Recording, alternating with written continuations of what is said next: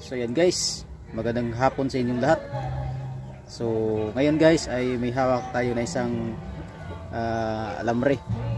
So ngayon ay gagawa ko ng isang pana guys. Ito yung gagawin ko kasi yung ginagamit ko na pana ay nawala yung ano niya, yung talim niya.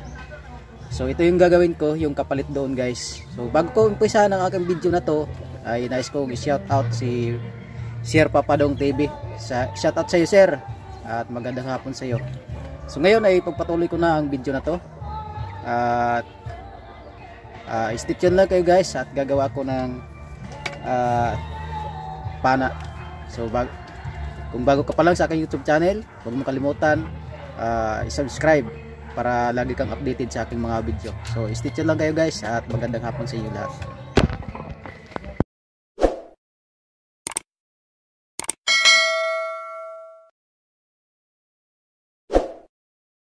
Ayan guys, sa aking paggawa ng pana ay kailangan natin gumamit ng apoy. Ito yung gagamitin natin na apoy. At pasensya na lang pala kayo sa aking video kasi meron siyang background. Kasi meron kasing nagbibideo okay dito sa malapit sa pwesto ko. So ayan, yung apoy na kailangan natin. At babagahin natin yan guys. At pupukpukin natin dito sa banda nito. Kasi wala tayong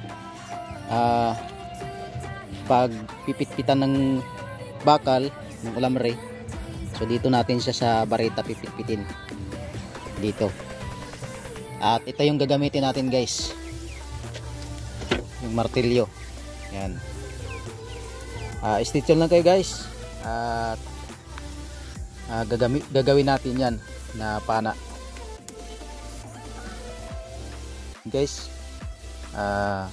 Medyo mausok lang at kailangan yan bagang-baga talaga yung alambre para pag pinukpok natin ng martilyo mabilis siyang lumapad.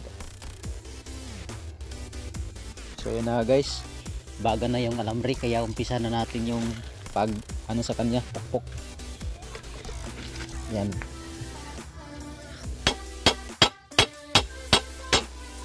Pasensya na po pala kayo sa camera ko, gumagalaw.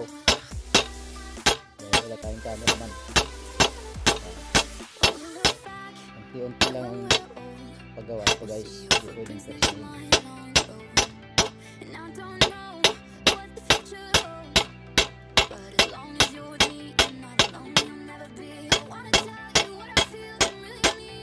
Gawin natin ito na dalawang sima para hindi makatakas yung isda. Habang baga yung alambre, kailangan pupukin. Kasi hindi pwede pupukin sa malamig na kasi masisira. Yan, salang natin ulit guys, salang natin ulit. Yan.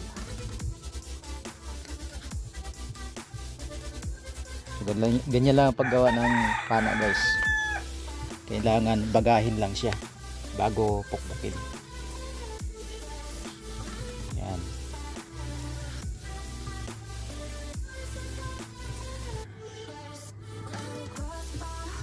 Kailangan bagang-baga. Guys, baga na ulit. Salang naman ulit natin dito sa pukpukan niya. Ito lang ang diskarte nito guys. Nabasa ko na yung ating apakan. Ganito lang ang diskarte nito.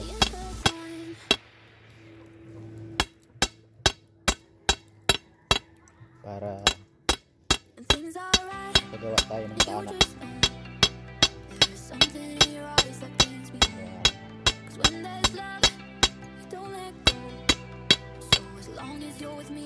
Ayan. Sumabog yung pakan natin guys, walang natirang buo.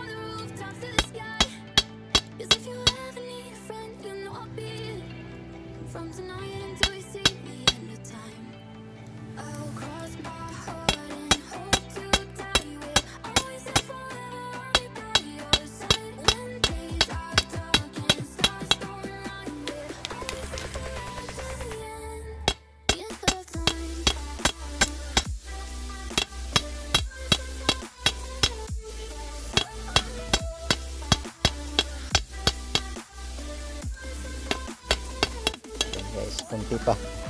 Guys, baga na naman. Pupukin na naman ulit natin. Hanggang sa lumapad yung kabilaang dulo niya.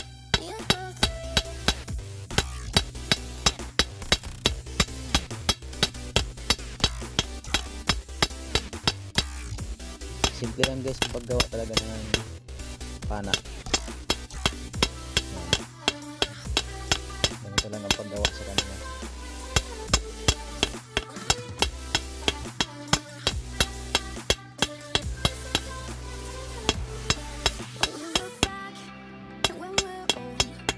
Kailangan dalawa ang sima. Kasi pag isa lang, mabilis yung isda makawala. So yan, malapad na guys. Yan, kung nakikita ninyo guys, yan o, malapad na yung ano niya, dulo. At ipapakita ko sa inyo mamaya guys kung paano gawa ng sima.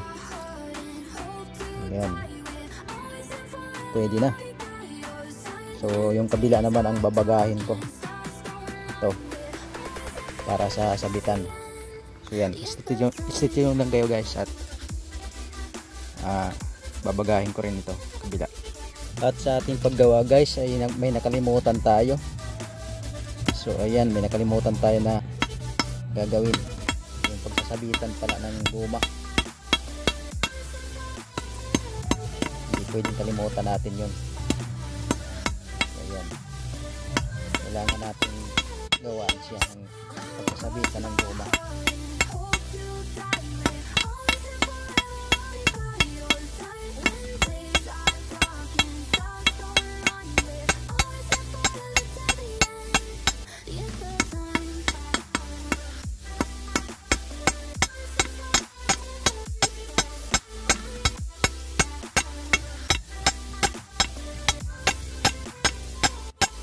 Ganito lang guys ang paggawa ng pagsasabitan ng guma. Yan. Kailangan palaparin yung banda taas. Parang palikpik ng isda.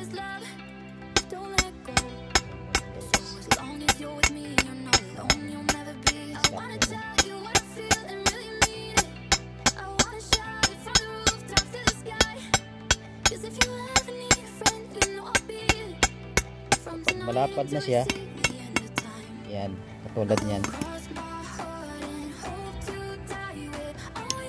So pwede na siyang gawa ng sabitan. So yan, okay na.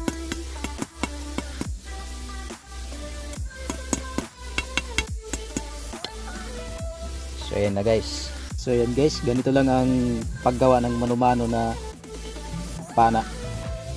Ganito lang kasimple guys. Yan.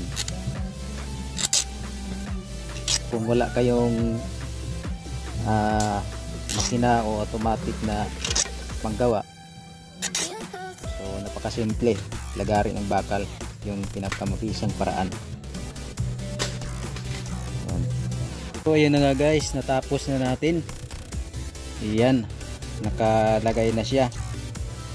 Yan, natapos na natin at titesting natin kung talagang legit ba yung ginawa natin. Yan, isabit ko na yung plastiko. So yan guys, nakasabit na yung plastiko at titesting natin dito. Yan, ayun, nakita ninyo guys. Ayan, legit nga guys. So ganun lang kasimple guys ang paggawa ng bala ng pana. Ganun lang kasimple guys. So hindi pa siya ganong makinis, pero pwede nang gamitin guys. Yan, pwede na siyang gamitin. Hahasain na lang natin. Hahasain na lang natin yung ano, yung dulo niya para maging maganda. Ayan. So dalawa yung sima niya guys. Walang kawala yung isda nito pagka tinamaan. So ayan, kita nyo naman, napakaganda talaga ng pagkakagawa niya. So yan, hindi siya pipilipit. Ayan guys, hindi pala nahagip ng camera. Yan. So yan,